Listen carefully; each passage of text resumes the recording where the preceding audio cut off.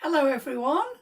I'm saying hello everyone. I'm not sure how many will be here today because I know it's the 4th of July. So happy 4th of July. And wherever you are, wherever you're spending it. And it's lovely whether you join me live or whether you join me in the replay. So it's absolutely fine if you're not here. If you're out partying and having barbecues and lighting fireworks, that's fine. The replay will be here for you then when you watch it later. So I'm Pauline Riley. I live in North Wales, which if you look at the map of the UK, I'm about halfway up on the left. And we've had quite a nice day here today. And I know in parts of America it's going to be really hot today. I've just finished my membership and the ladies were saying it's just 105 in Arizona today. So I hope you're managing to keep chilled, some nice cool drinks. So what I want to talk to you about today, obviously in Procreate, for a little demo, and we're going to look at the symmetry tool and the rotational symmetry tool, and it can help you make different kind of mandala shapes if that's what you'd like, or just create some flower designs. And also I always think Procreate's great for a little bit of just general therapy, just kind of drawing and you know, doing a little bit of that too. So I'm going to go over to my screen. Hello, Judy. How are you? Happy 4th of July. Hope you're having a great day. And yeah, I'm going to go over to my screen now. So I'll pop that over. Not the prettiest mandala you've ever seen. I absolutely agree. But it shows you how you can use this kind of rotational symmetry in there as well. So I thought we'd just have a little play because I do like a demo and I think everyone likes to watch a demo. So yeah, as I can see there are a few people online, so don't be shy. Come and tell me where you are in the world and what your name, what you're doing. So this is the one I created earlier. So I'm just going to go back into the gallery and create myself another square, which is easier. So we'll do that one. It's 10 inches by 10 inches, but it really doesn't matter. The sun is finally out there. Oh, I'm so glad. I am glad you're going to have a sunny day. So I picked as a colour palette a little bit different, more pinks, which is more my bag. And I'm just going to go into, whoops, not into gallery. I'm going to go into the canvas and I'm going to go into in the actions, I'm going to canvas. I'm going to click on the drawing guide and I'm going to edit the drawing guide because what I want is to look at symmetry here. And I'm going to click on the options. So we have symmetry where, you know, if I draw something on this side, vertical symmetry, it'll appear there. Horizontal is where it'll appear, you know, if it was the other way. Let me just click on there. So what I drew here would appear there. Quadrant would be whatever appears in, I draw in one will appear in the 4, and radial, which is what we're going to use today, where whatever I draw here will appear in all of the others. So I'll show you radial first and then we'll have a little look at rotational as well. So I'm going to click on done and you can see that there. So I'm going to pick myself a nice bright pink that I've found and I'm using my mono brush because it's nice and that's it, just checking it was working there. So first of all, I'm just going to do myself like a daisy shape in the middle. Now I held it, you see what it did there? Because I held it, it converted it to a line. So I'm going to take that back. Oops. There we go. So that was with ordinary symmetry. If I just add a layer above, because I want you to just be able to see the difference really. And I'm going to go back into canvas, click on edit drawing guide, and this time I want rotational symmetry. And I'm going to draw the set exactly the same shape really. Oh, no, didn't. But what I didn't do, I didn't wake it up on here. I need to click on assist, drawing assist. And then this time,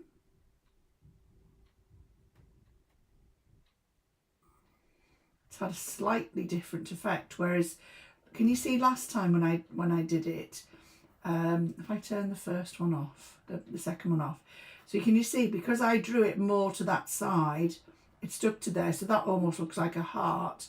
But the one above, I use the rotational symmetry, so it's moved it so that it's a little bit more central. Let me put another layer in there. I think what I might do actually is put my colour in there and put my pink colour in there. But I do need to move those over. Oops. You can see them on the top. Move that next one I'm going to put underneath there. And we could use these for flowers if we were doing, we wanted to create some, you know, a repeating pattern. So let me see if I can do a kind of a leaf shape. Let's see what we get with that. I don't know, you see, I keep doing this thing where drawing assist, turn drawing assist on Pauline.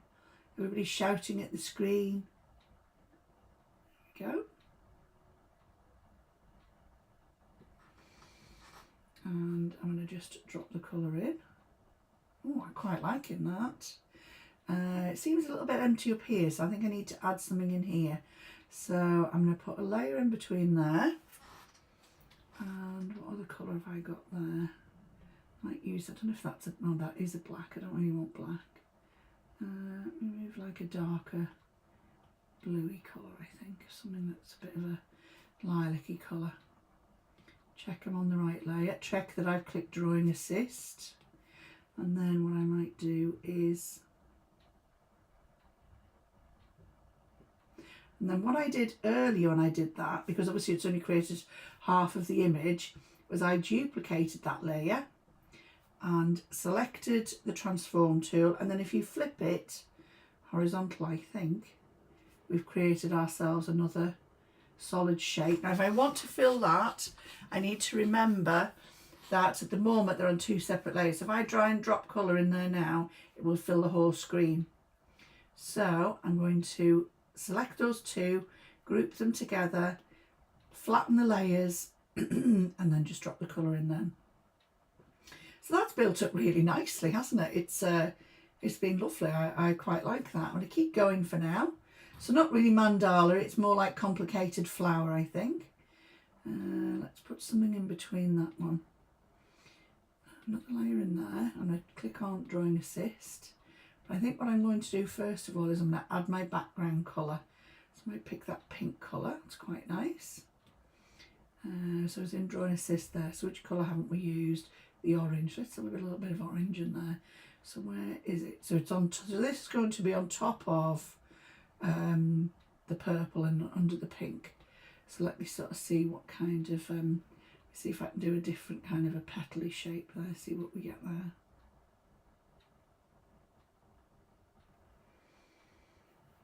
See, drop that in. Oops. Oh, why didn't that work? There we go. I was just too impatient. So yeah, I mean, it is quite addictive. It is, I've got to say, because I feel like I need another layer under that green layer now, with a different. Have I got any colours left on this colour palette? Oh, there's the paler pink, isn't there? I could put that at the back again. Bit strange, maybe having check that I've put drawing assist on there. But what I might do is put some berries in there. So there we go.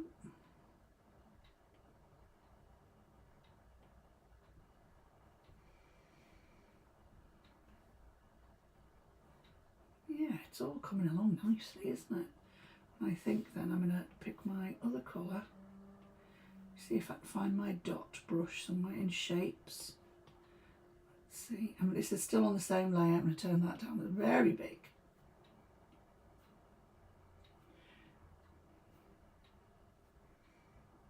That size. There we go.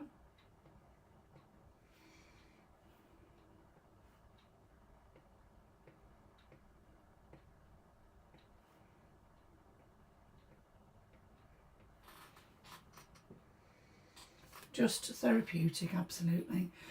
Obviously some of these have gone off the page because of the size. It's like when I've created that in that block there, when it's come to transfer it over there because it's rotated it. I suppose if I'd done that without rotational symmetry, if I just used ordinary symmetry.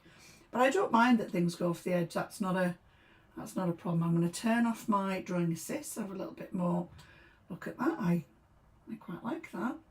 And if I was wanting to make a pattern out of that, I could. Probably what I would do is I would turn off drawing assist in here, so it'll let me then just erase. Let me see what kind of a brush I've got. That looks okay. I would then just erase some of these, and because I've then done that, it would give me a little bit of a, do you know what I'm going to do? I'm going to get rid of that and that, but then I'm going to put myself right, too big there, up there.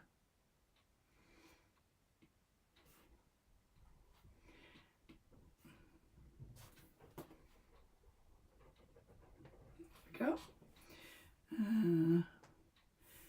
Why not? I thought I turned drawn assist off in there.